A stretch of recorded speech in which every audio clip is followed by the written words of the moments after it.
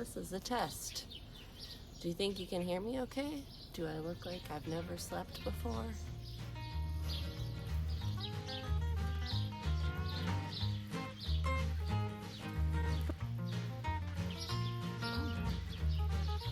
Catbird. Oh my gosh, I can over this. Good morning. I'm Eileen, and I thought before we did a tour today, I would share a little bit about where I'm located and what sort of resources are available to me in order to make this garden happen. I'm in southeastern Minnesota, zone 4B, so we have pretty intense winters, but that also means we have very hot summers. And our growing season goes from about May to October, mid-October, sometimes November if we're lucky.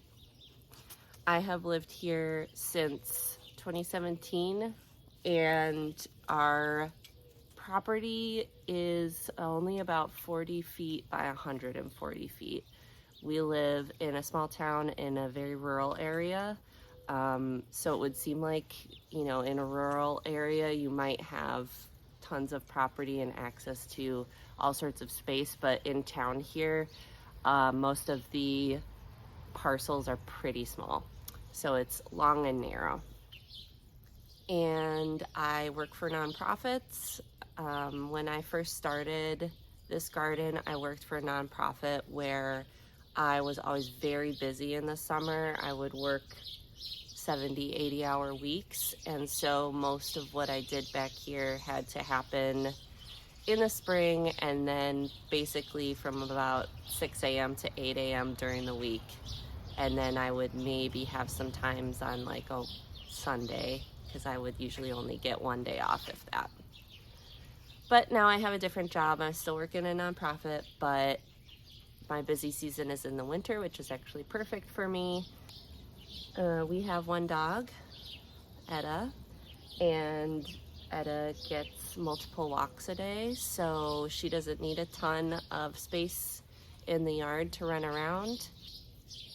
All of the money I have invested in the space has been only mine. I only mention that because a lot of times when I watch videos, I'm like, oh my gosh, how can that person do all that? And then I realize that they have a spouse who makes a ton of money, and so they can just get whatever they want for their garden. And that's great, but that's not my situation, and I'm guessing that's not everyone's situation. I shorted it out, excuse me. It's taken 7 summers to get this looking this way, which I think is the best it's looked yet. And I have had access to knowledge and free plants. I have some income at my disposal. I have time, and I have a small space. So all of that is just to be realistic about what is possible for me and what is possible for other people. Yeah. I wanted Etta to be in the shot, but she's laying down. Etta, the people want to see you. What else? I guess that's it. Okay, let's go. Okay. There's not a lot new out here. Oh, the bee balm is blooming.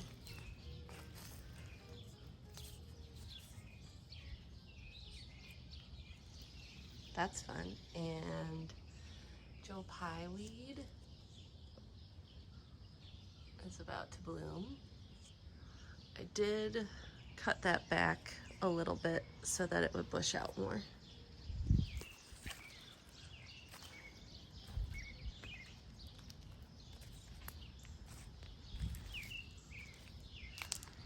This is how much the heat has affected things. Usually this grass doesn't flower until July. A lot of things are very much ahead, which you would think would be exciting, but it makes me a little bit nervous. Coneflower. Ooh, you're about to bloom. Okay, where are we going? All right, so that's a sand cherry. I planted that last week. Fleet Farm had all of their trees and shrubs 40% off, so of course I had to get one. I finally moved my extra apple tree here. I would eventually like it to fill in, sort of break up the view of the neighbors' houses.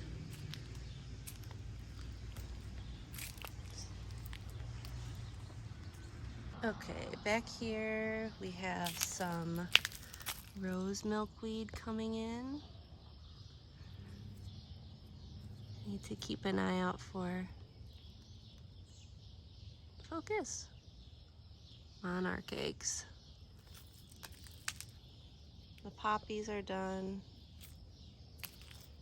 Ignore that grass. I really love this area right here. I think those look so nice together. I also really love this hosta. That's another division from my mom.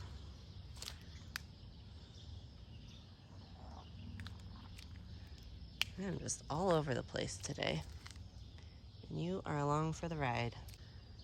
We did have a really good rain last weekend, but things still got very leggy and dry and stressed before that, which you can kind of tell, especially compared to like the end of May.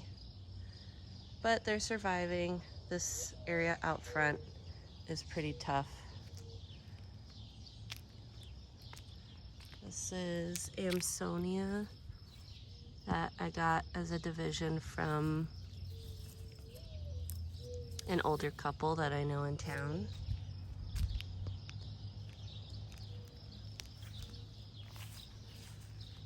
That is my Moscow something or other lilac.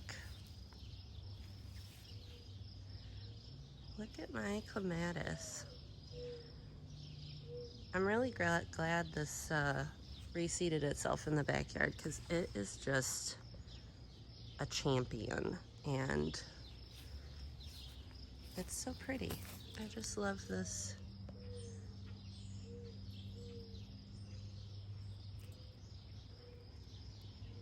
And I have this little lime green dogwood here. This stuff is also very well mulched. I got a big order of mulch this year, and that helps the stuff out front survive for longer without me interfering. Ooh, looks like we have a hollyhock that popped up over here. If you can't tell already, I am scatterbrained today. Come on, get in here. There we go. I love these seed heads.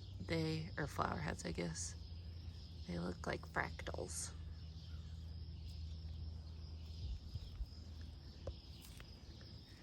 The peonies have all gone over. Catmint is just cruising like it always does. If you want something that is gonna last and last and last, take pretty much everything you throw at it, and is super easy to propagate, get some catmint. She's just everywhere. I've never bought any catmint. All of it came from my mom, and I have divided it and propagated it. Here's my big hydrangea. This was here when we bought the house, and it's the one thing I'd never moved, and as you can see, it loves the spot because she big. Okay. Oh, I wanted to show you this. I believe this is our native. It's either Maximilian sunflower or false sunflower. I can't quite remember. One of those. This is part of my native plant garden that I started last year through the Lawns to Legumes program to help out the Rusty Patch Bumblebee. It's doing pretty well.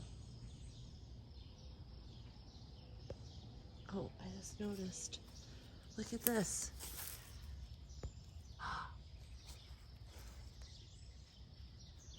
Look, you can't even see the little cutout. This must be leafcutter bees.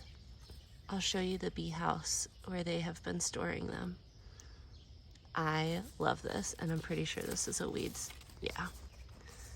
So I'll go. They can chomp away. That's nice. What are you? I don't remember what you are. I think bone set. Anyway, that's exciting. We love a solitary bee.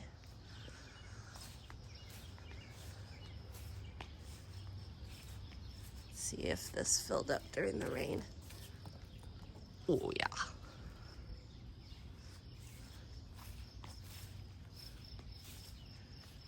Okay.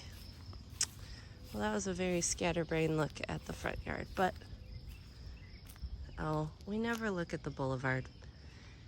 It needs work. Don't worry about it. Here is the front yard. Now we'll go out back.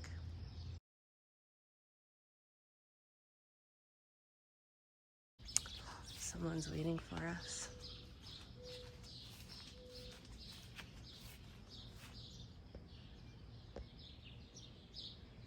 Look at that sad sack. Are you waiting for me? Hi.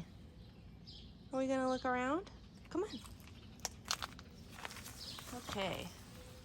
So, biggest thing I did in the last week was I moved this little pond. It was right where that blue thing is, and it was too shady for a pond. It was getting really gunky and gross and just wasn't a great spot for it. So now it's here, it's much happier, and I do have some guppies in an aquarium inside that will not stop reproducing, so I think some of them might come out here for the summer. Let's see, I'm trying to fill in this spot here.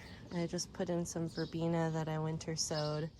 I had one cup and saucer vine that survived, and I stuck it there. And as you can see,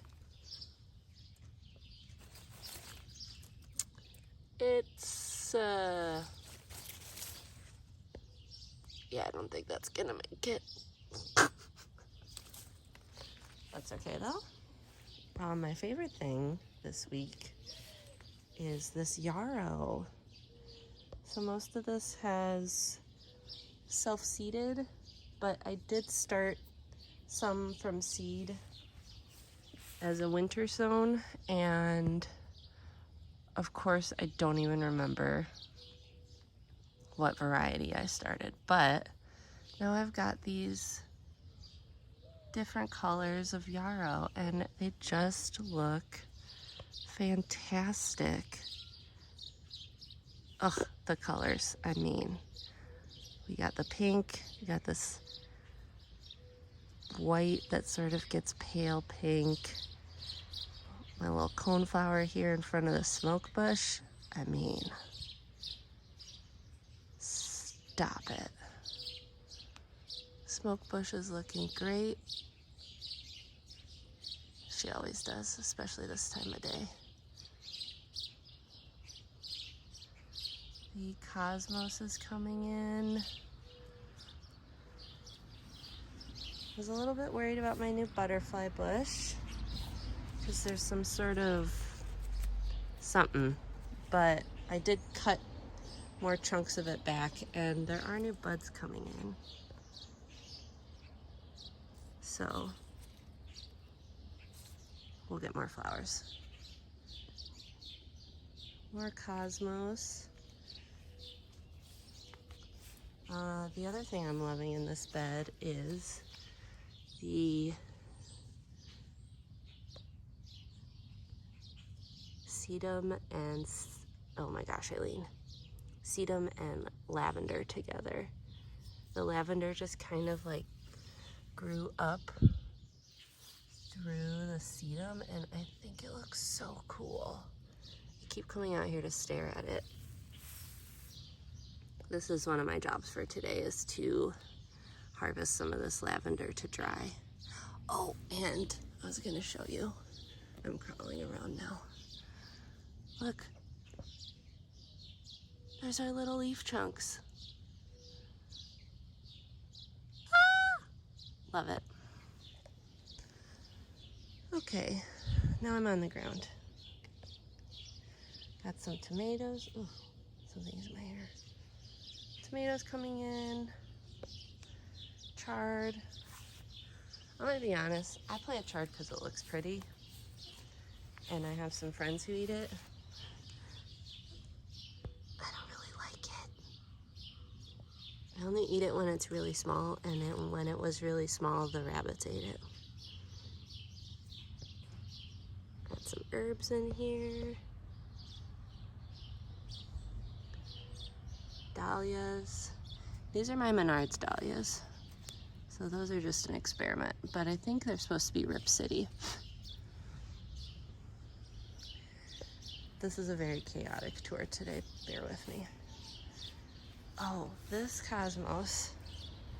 All of my cosmos this year were from the, get that, I don't know if you can see it, but it's like got this very pale yellow dot around the petals, and it's so cool. Okay, all the cosmos seeds this year I got through the flower seed swap that Flower Church sets up every year. She's on Instagram, Jolyn, and she also sells seeds, and so I've gotten quite a few from her. Yeah, look at that. It's like pink lemonade kind of thing. I am very rarely going to have specific names of things ready to go, because I don't think it really matters at the end of the day. Whoa, what's going on here?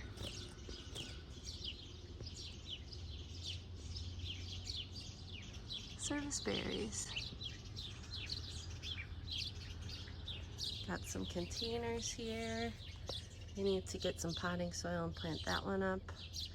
But you can see that this dahlia is doing great in this pot.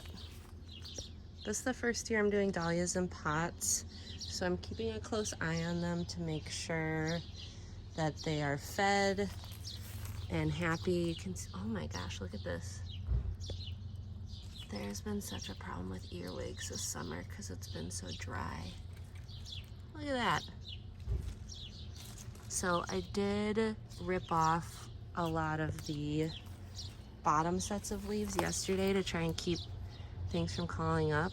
Which one are you? Cornell. Cornell is looking great. Got some more containers over here. Everything is going to get a liquid seaweed feed today. Everything in a pot, I mean. This is Cosmos. This is my Crocosmia.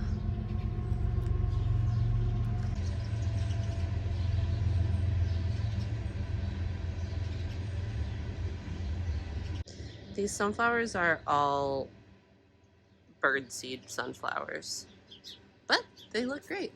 So here they stay. Here are some more dahlias in pots. I think this is one of my Oh no, this is Michaela Miranda. That is from Swan Island Dahlias. And I think I have a cafe au lait here too. Maybe not. Lollipop. I did get a blueberry off of my blueberry bushes and Spouse ate it. These are taking so long to ripen. I don't even know if they will ripen at this point. A little lightning bug. Hi, friend.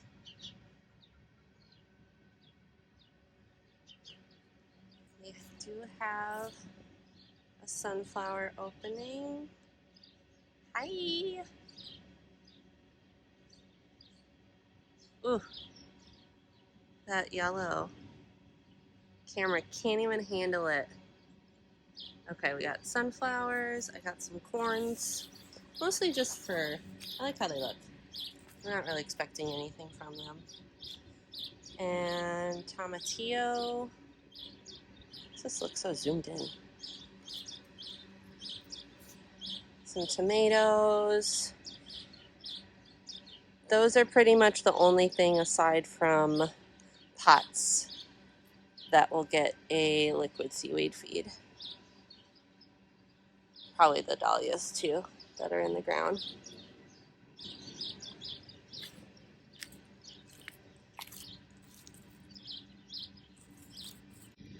Peppers are looking pretty good. Yeah, everything's gotten munched on. That's just like what's happening this summer. Look at this. I do a lot of interplanting to help prevent this, but you just can't sometimes, and that's fine. It's the bugs world. I'm just living in it. This is a fish pepper. I like the leaves on it. Okay, where are we going next? Not helping. This is all arugula that I have let go to seed because I love how arugula flowers look. And it's kind of the only white flower I have right now. So that's for nighttime pollinators. Here's more of that pretty pale pink yarrow. Love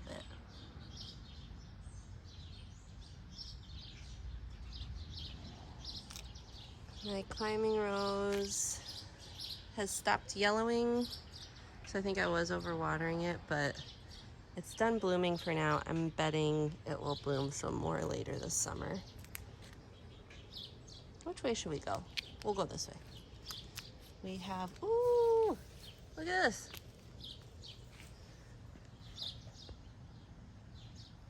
This just opened. This wasn't open last night. It's Nigella. That was a winter sown one. I did get the seeds from Flower Church. Oh, and we have a bloom here. See, I think it's too early for the dahlia to be budding up. I've been chopping them all off. Although, if this is, let's see what this one is. Okay, so this one's called Eccentric. 4-inch coral pink, 3.5 feet. And that's definitely not 3.5 feet tall, so that is gonna get snipped off. So is this one. Because I want the plant to get taller before it starts blooming. That's a cafe au lait dahlia. Here we have, ooh, a tiny little clematis bloom. This is the clematis. I just moved back here this year. Look how small that is. And so I'm glad they're blooming, because they definitely didn't when they were up front, so they're much happier here. This is where I took out my mini pond and I put this pot here instead. I kind of like how it looks. It is good enough for now. Here's our little, this area is almost all shade. I'm working on this. This is I can't figure this area out. I don't know what to do with it. It's tucked way back here on the side of the house. The air conditioning unit is on the other side of here. I would love to have like a water feature, but there is no power on this side of the house. The only power I have outside is right there, and I don't want to run a cord. So if you have any brilliant ideas for what I could do with this tiny little corner, let me know. Maybe a bench? I would never sit there. Unless it was a very cute bench.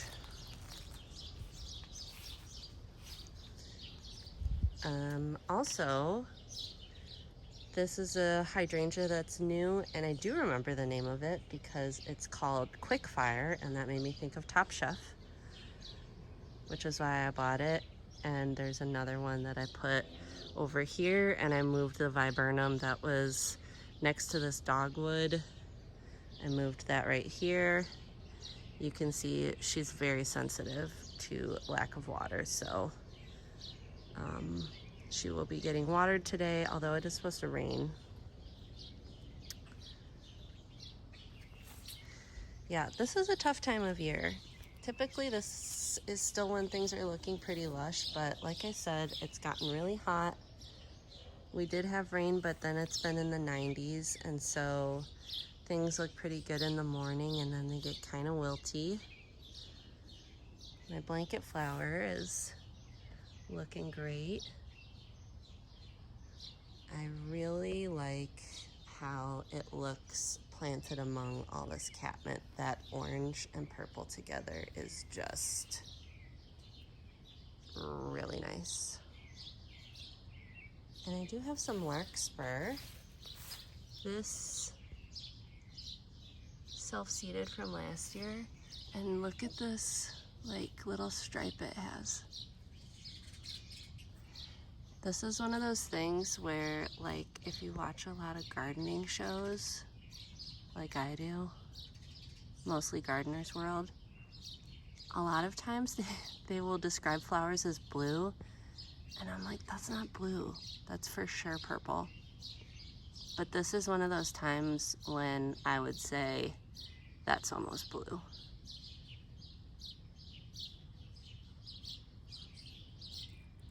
But it could also be purple. Who's to say?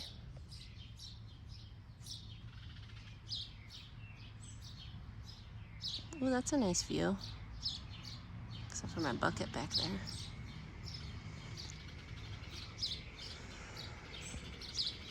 This dogwood is looking bonkers. But I love it because I bought it as just one tiny little stick.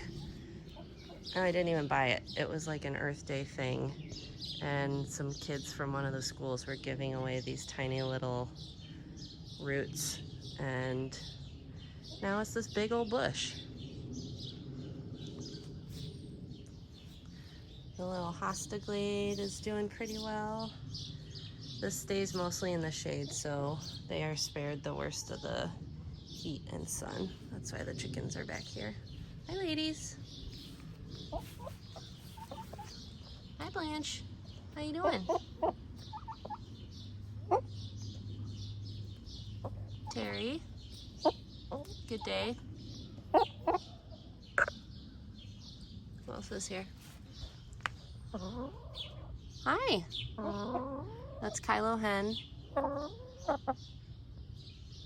This is Meryl Peep and Kylo Hen. They're plotting their escape. Don't tell them that this is loose, because they will get out and wreak havoc. Okay, well, this was not the most organized of my tours, but what can you say? It's 6:30 in the morning. But I will say, despite how dry it is, still looking pretty good. Oh, we gotta look at the pond because something exciting is happening. This is gonna be the highlight of my weekend because I am ancient.